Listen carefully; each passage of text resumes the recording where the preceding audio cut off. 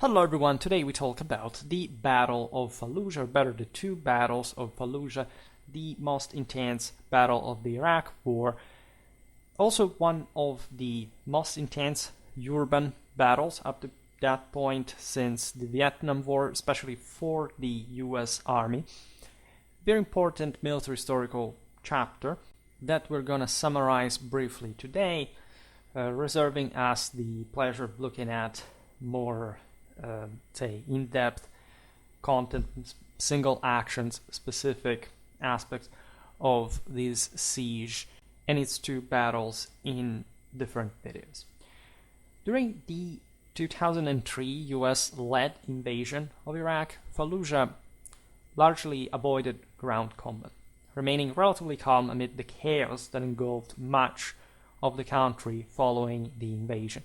Local leaders established a civil management council and enforced order, but when US forces entered Fallujah in April 2004, they faced a significant distrust due to the city's isolationist nature and language barriers. A year later, the 1st Marine Expeditionary Force replaced the US Army units in the region, which had become a hotspot for insurgent activity, including Islamic extremists and elements loyal to the former regime. The background of these forces, as we will see in the battle order, is very complicated, and different currents were agitating within it. There are also different,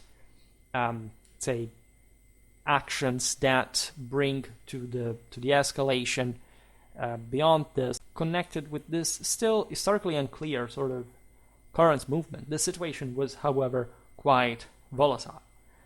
While the US Army had relied on aggressive search and sweep operations, the Marines attempted to engage with local leaders to foster cooperation.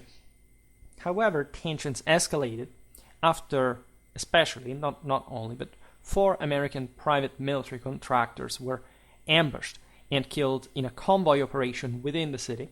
This was a pre-ordered trap, and this incident led to political pressure for a military response, also because the responsibles were vilifying the corpses and bringing to the need of an intervention, which would result, in fact, in the establishment of Operation Vigilant Resolve, set to begin on April the 2nd, 2004. The CIA had advised some sort of task force operation, but this turned into something bigger. The operation aimed to capture insurgent leaders and was marked by a disregard for potential collateral damage. Operation Vigilant Resolve, conducted between April the 4th and May the 1st, 2004, involved a coordinated military effort by U.S. forces led by Lieutenant General James T. Conway, alongside Iraqi government forces commanded by Major General Abdul Qadir Maan. The U.S. contingent comprised approximately 19,000 personnel from the 1st Marine Expeditionary Force and included various battalions specializing in infantry, armor, reconnaissance, and engineering. The total U.S. operational strength was about 1,500 troops, who suffered casualties of 27 killed in action and 90 wounded. Key components of the U.S. forces included the 1st Marine Division, which was the primary ground combat element known for its traditional moniker, the Old Breed. This division included multiple infantry battalions, notably the 1/5, that is to say, the 1st Battalion, 5th Marines, Geronimo, and 2/1, the Professionals, supported by a tank battalion equipped with M1A1 tanks, as well as light armored and amphibious assault units. In addition, combat engineers played a critical role ensuring mobility and support operations. Air support was a significant aspect of this, with the 3rd Marine Aircraft Wing providing crucial aerial capabilities. This included medium and light attack helicopter squadrons facilitating troop transport and casualty evacuation, and strike fighter operations employing F/A-18Cs. On the Iraqi side, the forces numbered around 2,100 with the support of 2 battalions from the Iraqi Civil Defense Corps and the 36th Command Battalion. This collaboration aimed to secure areas, emphasize local governance, and counter insurgent activities in the region alongside the U.S. forces, particularly in and around Fallujah. The order of battle for the insurgent forces in Fallujah reflects a highly organized and diverse coalition consisting of various militant groups with differing ideologies and origins, operating within a population of approximately 185,000 people. The leadership is fundamentally a Mujahideen Shura, a council composed of influential local imams, emirs, former Ba'athist officials, army officers, and jihadists, prominently featuring figures like Abu Musab al-Zarqawi and Sheikh Abdullah al-Janabi. The core fighting strength included around 600 seasoned veterans, supplemented by 1,000 jihadist part-timers, in a potential pool of 12,000 fighters drawn from key local tribes such as the Zavba, Al-Jamilat, Bu'ayza, and Al-Mahameda, as well as smaller groups from the Tamin, Bani Kabis, Al-Fayyad, Al-Anain, and Al-Arawain tribes. A noteworthy aspect of these forces is the significant number of foreign fighters, 200 among the 600 veterans, which indicates not only an international element but also a solid commitment to the insurgency. Casualty figures reveal that 184 insurgents and over 600 civilians were killed, highlighting the intense and violent conflict environment. The insurgent coalition included a range of Sunni groups like the Iraqi Islamic Army and Jamaat al-Tawhid wal-Jihad, and even encompasses Shiite elements such as the Jihad brigades of Imam Ali bin Abi Talib. The presence of organizations like Al-Qaeda's local wing and various brigades indicated a robust Islamist agenda. Various factions exhibited a mix of nationalist and jihadist motives, with groups like the National Front for the Liberation of Iraq reflecting a broader resistance against occupying forces.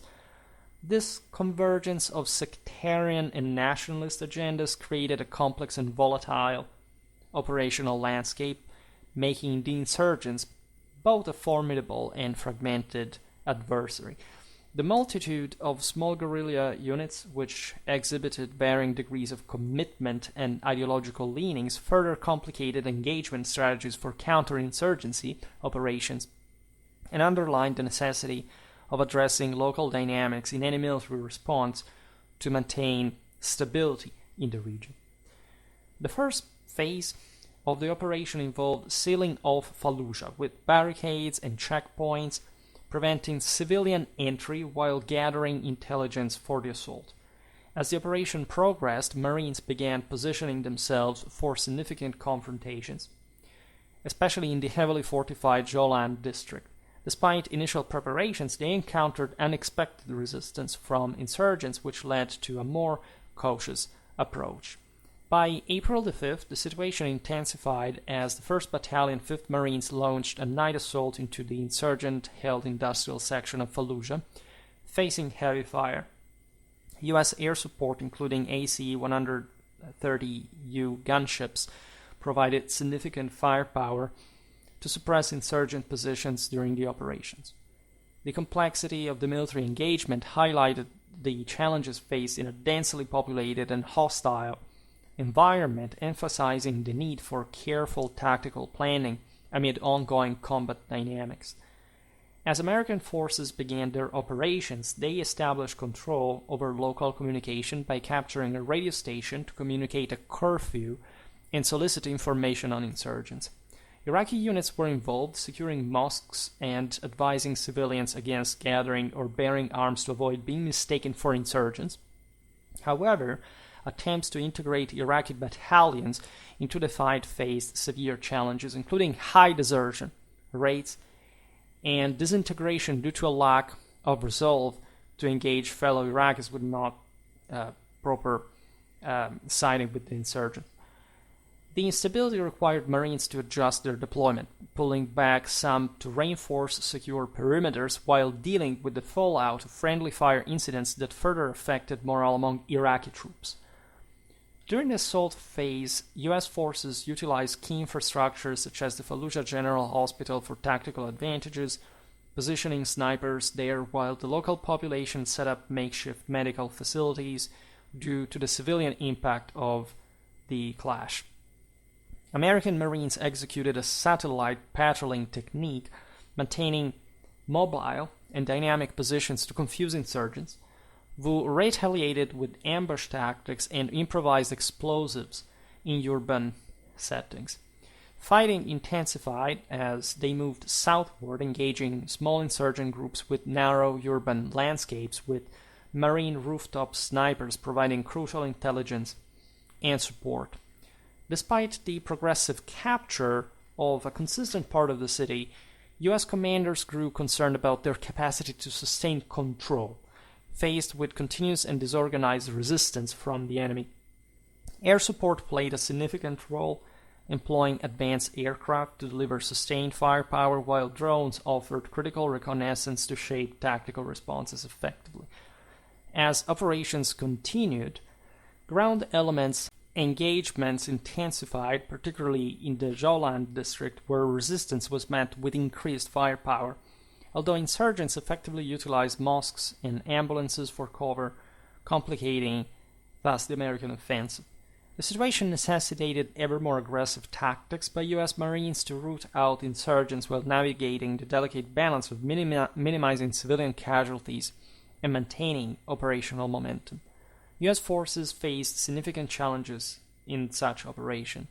Insurgents utilized mosques as staging grounds for counterattacks, with particularly intense fighting erupting from the Abdul Aziz Az-Qubaisi complex. American forces, including the Battalion 1/5, engaged in prolonged combat, employing Hellfire missiles and laser-guided bombs to overcome entrenched resistance. Despite capturing substantial quantities of weapons, the fighting persisted. On April the 8th, the 3rd Battalion, 4th Marines, was deployed to support the stalled assault of Battalion 2/1, facing heavy small arms fire while attempting to provide fire support. Humanitarian aid access was restricted, leading to critical shortages of food, water, and medical supplies. A delay in aid delivery resulted in residents burying deceased community members in makeshift graves under dire conditions, exacerbated by the threat of sniper fire. As the situation evolved on April the 9th, insurgents intensified their counterattacks, drawing air support from the F/A-18s. However, rising civilian casualties and destruction prompted Iraqi forces to withdraw their cooperation with American troops, and some defected to the insurgency. Political pressure led to a temporary suspension of offensive operations, allowing humanitarian workers to enter the city and assist with burials.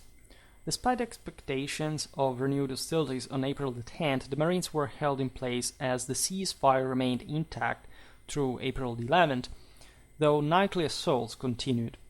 Confusion arose around commands regarding continued operations, complicating the operational landscape. Marines utilized bulldozers and advanced weaponry to push back against resistance, even as they experienced stasis due to the ceasefire. By April the 13th, the Marines were frustrated by their inability to advance, but a helicopter crash prompted a rescue operation. The eventual reopening of Fallujah General Hospital on April 19th marked a shift, with insurgents agreeing to surrender some heavy weapons, although only outdated ones were handed over.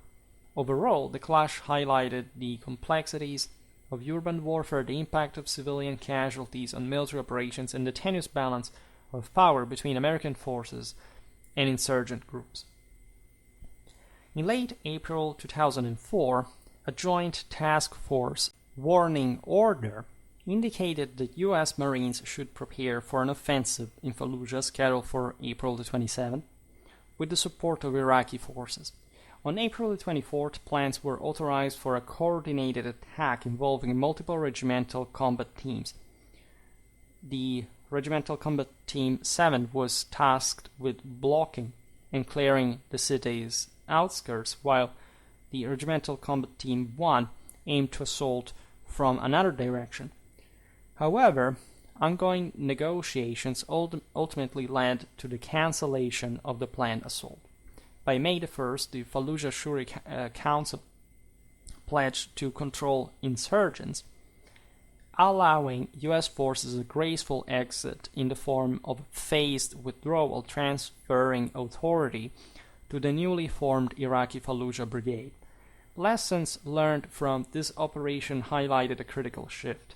The primary threat stemmed from the new insurgents rather than the remnants of the former regime.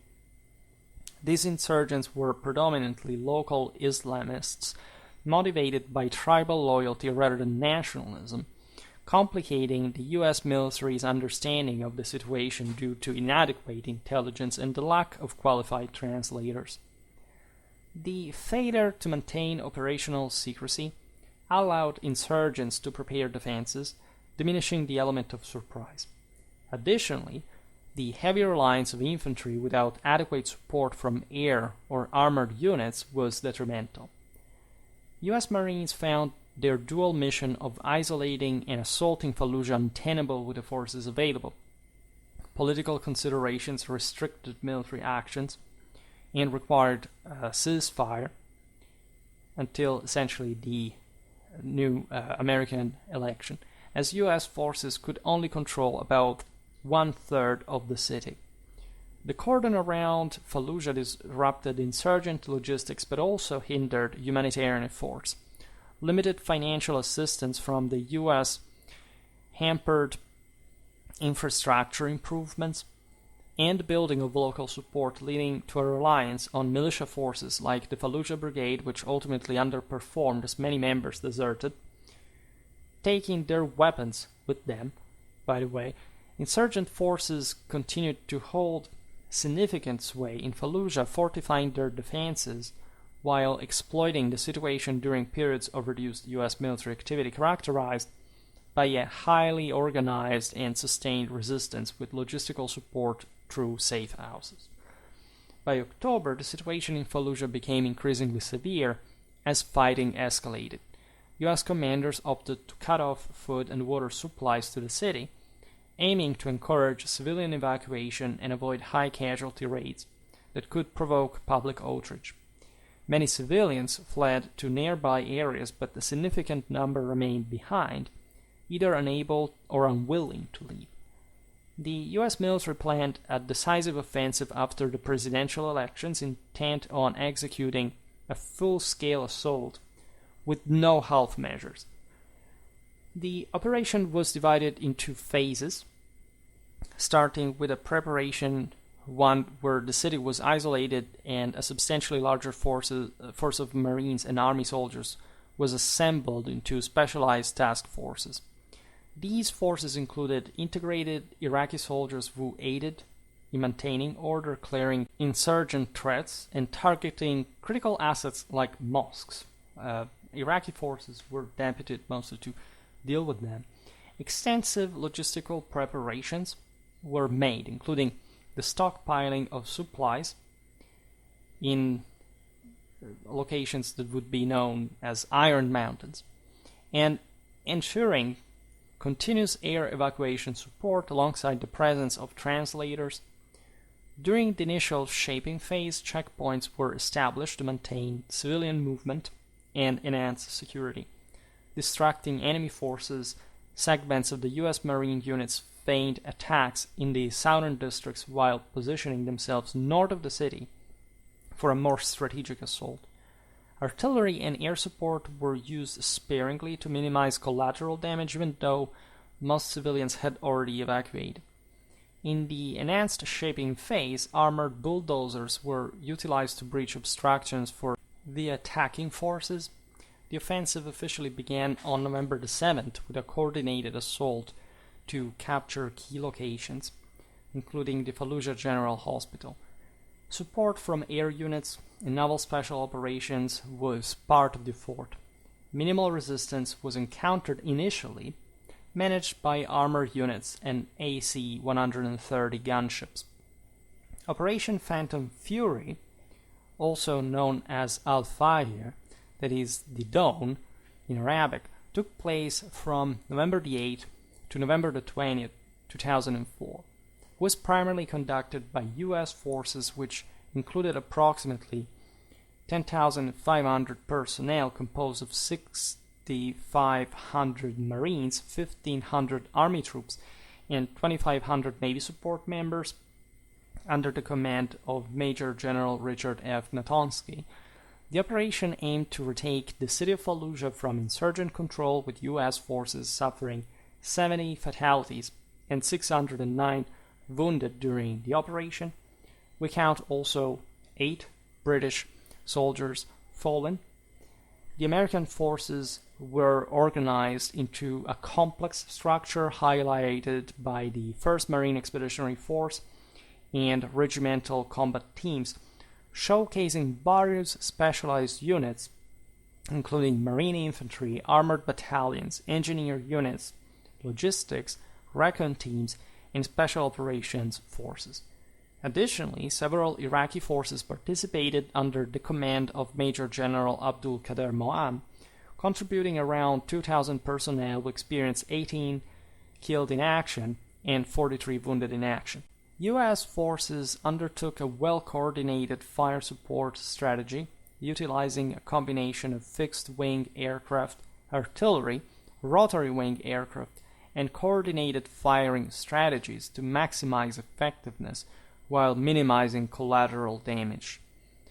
On the insurgent side, commanders Omar Hussein Adid and Tavid Val-Jihad led a force estimated at 1,000 veterans and up to 2,000 jihadist part-timers, bringing the pre-battle strength to around 4,000 to 5,000 fighters.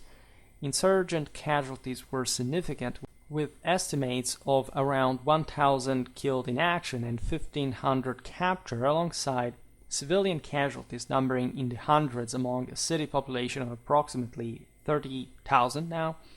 The insurgent groups were similar to those involved in previous clashes, indicating a continuity in the resistance against coalition forces.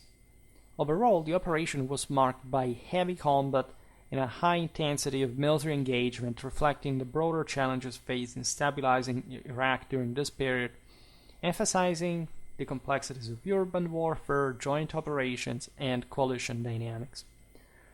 On November the 8th, the assault became more aggressive, with significant aerial bombardment targeting critical infrastructure while infantry units advanced rapidly. Success relied on surprise tactics, aiming to outpace and overwhelm insurgents. Despite identifying numerous potential targets, strikes were limited to minimize civilian casualties. Artillery played a multifaceted role, offering immediate support in disrupting insurgent operations, while unmanned aerial vehicles provided vital reconnaissance, enhancing situational awareness and facilitating real-time intelligence for operational planning. In the attempt to secure the Jolan district, the Regimental Combat Team 1 faced significant challenges posed by insurgents who had fortified the area with trenches, explosives, vehicle barricades, and fallback positions. The presence of mines and improvised explosive devices complicated the movements of the U.S. and Iraqi forces. To create safe pathways, M58 mine-clearing line charges made from plastic explosives were deployed to blast through obstacles. Insurgents frequently wore Iraqi uniforms but without standard protective gear, which led to their swift identification and elimination by coalition forces. Coalition units, including Battalion 3/5, continued operations to clear specific buildings using a method referred to as the squeegee. This involved simultaneous advances with multiple companies supported by tanks and armored vehicles with platoons tasked to search 2 city blocks at a time while providing mutual support in combat. Heavy artillery and tank fire were utilized to suppress enemy defenses, and specified combat zones were declared weapons-free, permitting engagement of all moving targets. As the operation unfolded, Task Force 2 led the Eastern Assault, securing main supply route Michigan, and Regimental Combat Team 7 engaged insurgent strongholds in key areas such as mosques and the government center. Logistics and medical points were established to support ground operations through the assault amphibious vehicles used for transport were limited in combat effectiveness and often retrofitted for better protection. On November the 9th, coalition forces made significant headway in the city center, prompting insurgent fighters to retreat and regroup in fortified positions, which necessitated the use of explosives and grenades for clearance, resulting in a notable casualty rate for Marines. By November the 10th, US and Iraqi soldiers had successfully secured the Jolan district ahead of schedule, with protracted combat occurring around the Mohammadiyya Mosque. The following days saw continued fierce fighting, characterized by a more organized defense from the insurgents as they retreated into central areas of Fallujah. Coalition forces faced increased casualties while employing white phosphorus rounds both for obscuration and psychological warfare, combined with high explosive munitions to dislodge the entrenched enemy. The combat around the Pizza Slice and Shuhada district revealed the tenacity of the insurgents, even as air support and heavy firepower were utilized to overcome their defenses. From November the 13th to December the 23rd, significant military operations took place in Fallujah, where coalition forces gained control over most of the city, ultimately leading to the neutralization of the last remaining insurgent pockets. Initial efforts focused on searching for and attacking insurgent groups and munitions caches, with operations progressing through multiple phases, including securing the city and beginning infrastructure repairs. Critical operations included an assault on a complex of bunkers and tunnels filled with weapons, and coalition forces adopted various tactics to address the dense urban environment. Key factors contributing to their success included the integration of combined arms units, the use of precision munitions due to collateral damage concerns, ineffective isolation strategies that cut off insurgents from outside support, albeit limiting humanitarian aid to civilians. Throughout the campaign, coalition forces prioritized speed to maintain pressure on insurgents, leading to a notable casualty rate among US troops, which is historically aligned with urban assaults. The intense fighting concluded with a declaration of security in Fallujah, although the city was left heavily damaged, complicating future recovery and resettlement efforts. The Iraqi government showed some resolve in tackling insurgency, yet the broader insurgent networks maintained significant control in the surrounding regions, particularly Al-Anbar province, with many leaders evading capture to continue the fight. Lessons learned from this operation informed subsequent military strategies, but the long-term impact on stability and governments in the area remained mixed. Now, since 2005, the U.S. Army has undergone a significant transformation from its traditional Cold War structure to a highly adaptable organization designed for unconventional and counterinsurgency operations. This transformation involved the modularization of forces into combined arms formations, shifting away from rigid, traditional tables of organization and equipment. The focus has been on creating smaller, compartmentalized units known as units of action, which are more flexible and effective in modern combat scenarios, at least the ones that the US planned up to, also like the recent years, to be more likely involved in the near future. Now, these units of action, recognized as brigade combat teams, have demonstrated enhanced command and control capabilities, allowing for greater battlefield flexibility, especially in such counterinsurgental contexts. Supporting units have also adopted structures enabling a more streamlined approach to task force organization. This new system allows for the easy reassignment of units in response to specific operational needs, thereby making combat deployment far more mission-centric.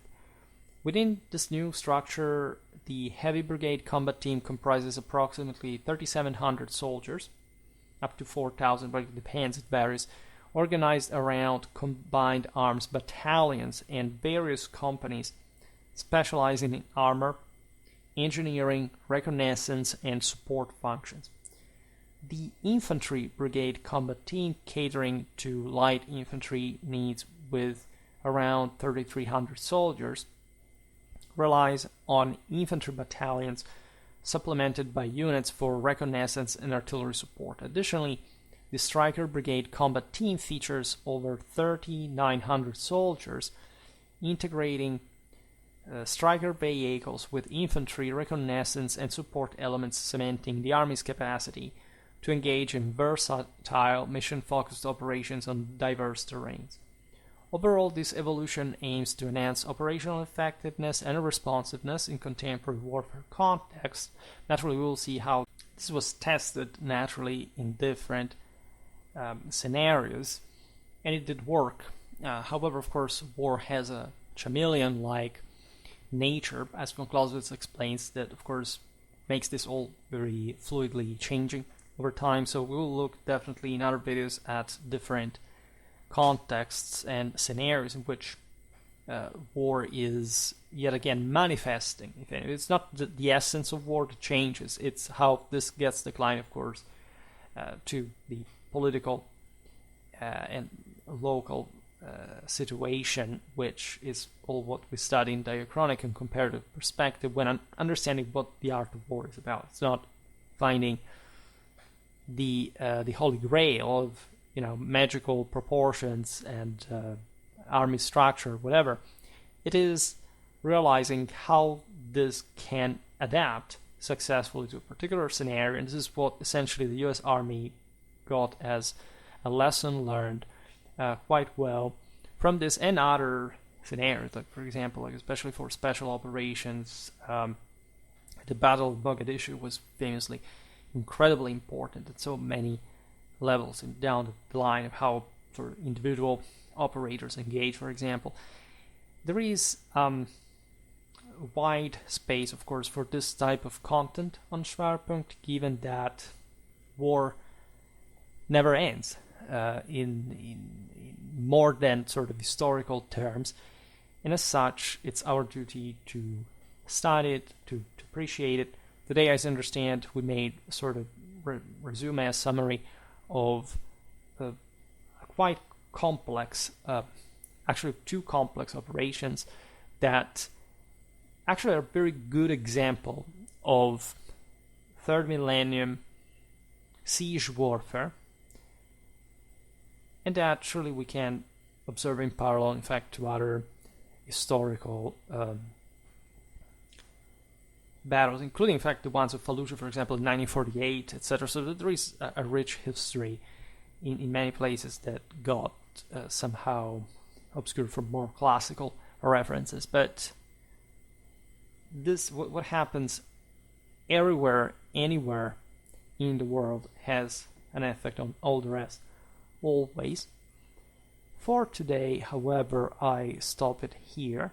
I just hope that you enjoyed this video. If you did, please share it. Otherwise, leave a like or subscribe to my channel if you're interested in my upcoming content.